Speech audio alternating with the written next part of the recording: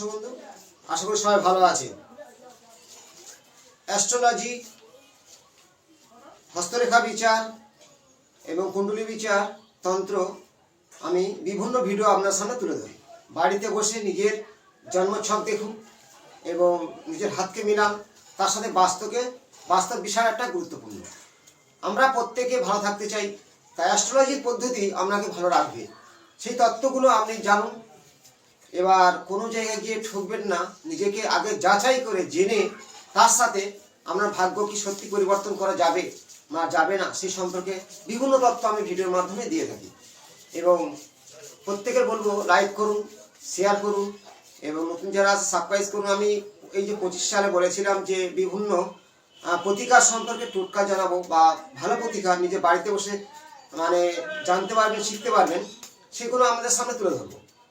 আজ একটি বিষয় হলো আমাদের প্রত্যেকের মন মানসিকতা। যেমন 2025 সাল মঙ্গলের বছর, 9 সংখ্যা মঙ্গল, এবং যাদের ক্ষেত্রে বলবো মঙ্গলিক দোষ এবং দিবস বা বিভিন্ন সমস্যা, ঝগড়া অশান্তি, মামলা মোকদ্দমা বাড়তে পারে। সবচেয়ে কি মানুষের মেন তার ধৈর্য। যে ধৈর্য ধরতে পারবে তার জীবনে সাকসেস হবে। আর ধৈর্য ধরার মূল কারণ হলো তার মন। মনকে কন্ট্রোল করে কোন গ্রহ? চন্দ্র। চন্দ্রর শাস্ত্র মতে চন্দ্র 27টা স্ত্রী বলা হয়। সেই 27টা নক্ষত্র আমাদের, যেমন পুষারোহী নক্ষত্র, এই যে 27টা নক্ষত্র সবকটা দক্ষ রাজার কন্যা। চন্দ্রদেবের সাথে বিবাহ হয়, পুরাণ কাহিনী। চন্দ্রদেবের এই চন্দ্র এবং যে 12টা কালপুরুষের যে 12টা ভাব আছে, চন্দ্র আপনার যে ঘরে থাকবে সেটাকে রাশি বলে গণ্য করা হয়, রাশি। আর লগ্ন যেখানে থাকে সে লগ্ন, সূর্যকে উদ্দেশ্য করে লগ্ন, চন্দ্রকে উদ্দেশ্য করে রাশি। এবার অনেকে প্রশ্ন যে আমার রাশি তো এই, তাহলে আমার 25 সালে অনেক জ্যোতিষী বলছে ভালো যাবে, আমার কেন ভালো যাচ্ছে না? এই ব্যাপারটা হলো শুধু রাশির উপরে তত্ত্বটা সঠিক নয়, তার সাথে তার বাস্তব মূল ভূমিকা আছে। আর মানুষের ধৈর্য বা রাগ কন্ট্রোল না করতে পারে কি কি ঘটে দেখো। মানুষ রাগের কারণে কাউকে মার্ডার করে, রাগের কারণে অশান্তি হয়ে কেস মামলা মোকদ্দমায় জড়িয়ে যায়, অর্থ প্রচুর নাশ হতে থাকে। আমাদের টাকায় উকিলরা গাড়ি বাড়ি চলবে, পুলিশ প্রশাসন তারা হচ্ছে কি সেই টাকা নিয়ে তাদের সন্তানদের ভালো উচ্চ র্যাঙ্কে পড়াশোনা করাবে। কিন্তু সেটা বুঝতে হবে আমরা মনকে কন্ট্রোল করতে পারছেন না কেন। আমরা বাস্তবকে প্রথম লক্ষ্য করতে হবে, তারপর নিজের হাত, হরস্কোপ, এই জিনিসগুলোর উপর জানতে হবে আমার চন্দ্র কতটা ডিস্টার্ব আছে। মানসিক কষ্ট পাওয়া, মানুষ পাগল কেন হয়ে যায় বা অধিক রাগ কেন সৃষ্টি হয়, ঠান্ডা লাগা, শ্বাসকষ্ট। চন্দ্রের মূল কারণ হলো চন্দ্র দ্রুতগতি। চন্দ্রের জাতকরা দ্রুতগতি, কথা খুব স্পিড, এদের ডিরেকশনগুলো হুটহাট ভুল ভাল হয়ে যায়। কারণ চন্দ্র যদি কোনো ছকে পীড়িত হয়, চন্দ্র পীড়িত হলে আপনার সর্বক্ষেত্রে বাধা সৃষ্টি হবে। চন্দ্র যেমন কমন্দম দোষ, চন্দ্রের দুই পাশে যদি কোনো গ্রহ না থাকে সেটা কমন্দম দোষ বলা হয়। এই দোষটা আজীবন মানসিক কষ্ট পেতেই থাকে, একাধিক। চন্দ্র আমাদের কি? চন্দ্র মানে মন, মাতা। চন্দ্র মাতৃকারক গ্রহ। চন্দ্র ভালো থাকলে আপনার মাতা ভালো থাকবে। চন্দ্র পীড়িত হলে মাতা কষ্টে আছে, মাতৃহীন হয়ে থাকে এবং মানুষ পাগলামি ভাব বা পাগল হতে পারে। যদি কোনো জাতক বা জাতির ক্ষেত্রে বলছি চন্দ্র খুব ভালো, চন্দ্র যেমন বৃষ রাশিতে উচ্চস্থ থাকে আর বৃশ্চিক রাশিতে চন্দ্র নিচস্থ থাকে, তেমন চন্দ্র এমন একটা মন যদি আপনার কন্ট্রোল থাকে না, সবকিছু ধৈর্যের মধ্যে কিছু কাজ করার আগে কিছুটা ভাবনা চিন্তা করে, তাহলে সেই কাজ ভুল হয় না। একাধিক ভুল ডিরেকশন নেওয়া, সে চন্দ্র পীড়িত হওয়া। তার সাথে বুধও পীড়িত, চন্দ্রের পুত্র বুধ। চন্দ্রের স্থান কিন্তু পশ্চিম ও উত্তর কর্ণাটে 325 থেকে 30 ডিগ্রির মধ্যে চন্দ্রের স্থান বলা হয়। চন্দ্র মানে কি? সোম।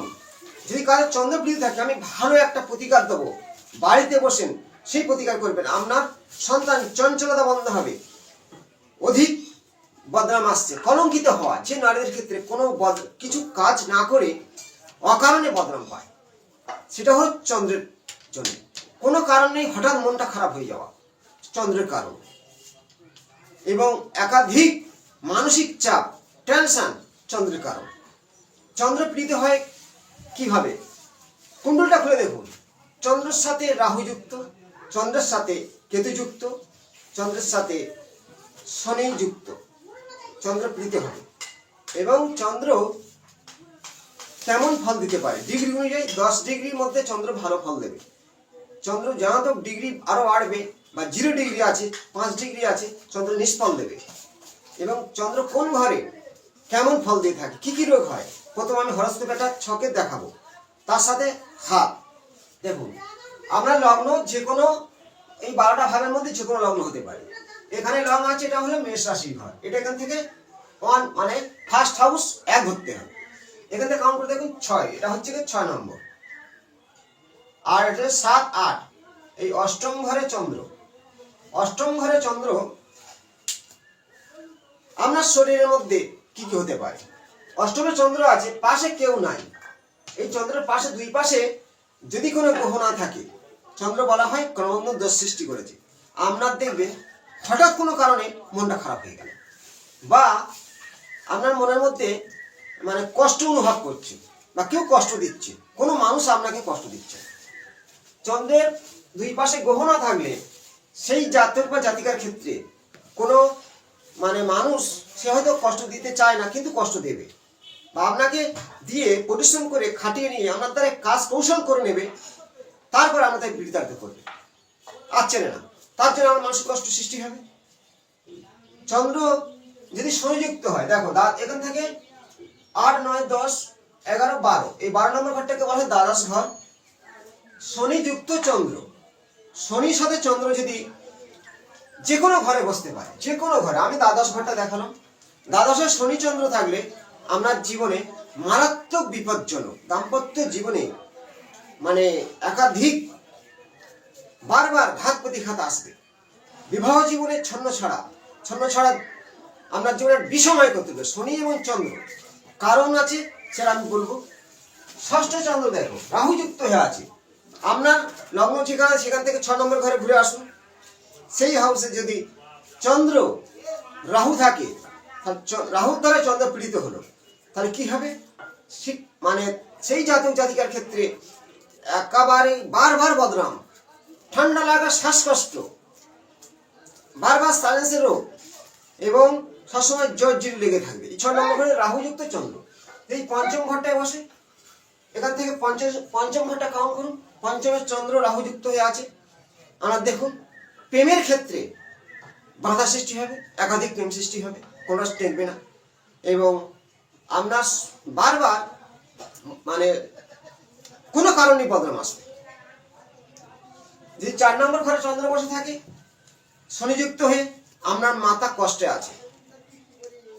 এই যে এখান থেকে কাউন্ট করলে এই 4 নম্বর ঘর, এইখানে ধরো চন্দ্র আছে শনির সাথে, শনি ও চন্দ্র একত্রে 4 নম্বরে নিজেই মিলান। 4 নম্বর ঘর থেকে আমাদের পিছনে ভালো সৌন্দর্য বাড়ি, প্রপার্টি, কিন্তু সেখানে শনি থাকলে বাধা সৃষ্টি করবে, খুব দেরিতে হবে। চন্দ্রের সাথে শনি, মাতা খুব কষ্টে আছে, মা তার সব সময় কষ্ট ভুগছে। যদি এই 7ম ঘরে চন্দ্র আর শুক্র থেকে থাকে, তাহলে আপনার সৌন্দর্য স্ত্রী লাভ হবে, আর স্ত্রীর ক্ষেত্রে সৌন্দর্য স্বামী লাভ হবে। চন্দ্র 7মে থাকলে লগ্ন থেকে, বা শুক্রর সাথে যুক্ত আছে, এটা সৌন্দর্য তার জীবনে স্বামী বা স্ত্রী, মানে বিপরীত। এই যে চন্দ্র অষ্টম ঘরে বসলে, এই চন্দ্রের সাথে কোনো পাপগ্রহ যুক্ত, পাপগ্রহ রাহু, কেতু বা শনি, আমার দেখবে জীবনে কোনো শান্তি নেই, সবসময় শরীর দুর্বলতা, শরীরের মধ্যে রোগ ব্যাধি লেগেই আছে। দ্বাদশ ঘরের চন্দ্র শনি মানসিক চাপে পাগল পর্যন্ত হতে পারে।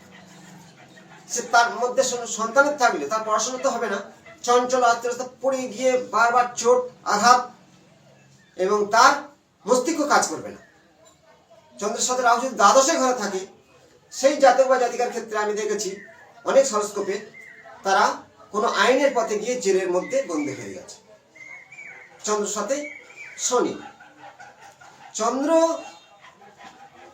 লগ্ন 2য় ঘরে থাকলে, যদি পাশে বৃহস্পতি থাকে, আগে বা পিছনে বৃহস্পতি থাকে চন্দ্রের, সেই জাতি জাতিকা সৌন্দর্য, বাক্য, গান, ভালো সৌন্দর্য, তার মানে জীবন কাটবে। চন্দ্র হচ্ছে কি নাচ গান, চন্দ্র ভালো থাকবে জলতত্ত্বের যত রকমের লিকুইড ব্যবসা পারদর্শী হয়ে থাকে।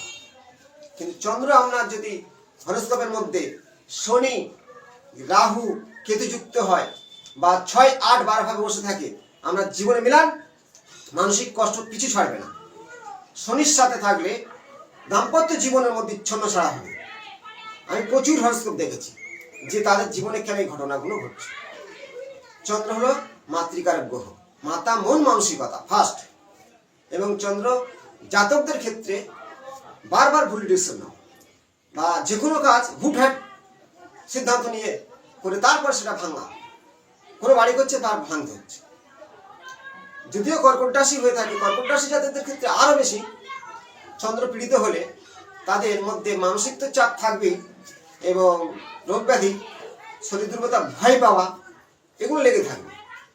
এবং চন্দ্র এমন একটা প্ল্যান যে আপনার মনের মধ্যে যদি ভালো শান্তি না থাকে আপনি কোনো কিছু করতে পারবেন না।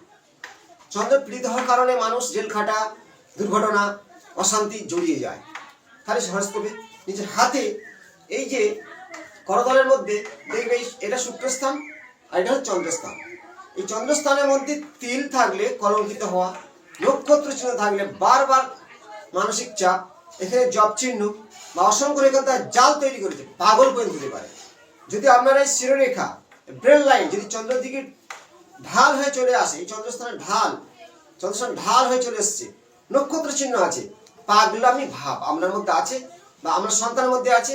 অনেকে বুঝতে পারছেন না যে অনেকে বলে মানুষ হতে না, তার চন্দ্র শিরোরেখাটা চন্দ্রস্থানে গমন করেছে, নক্ষত্র চিহ্ন আকার বা জব চিহ্ন, অধিক রেগে যাওয়া, চন্দ্র পীড়িত হওয়া।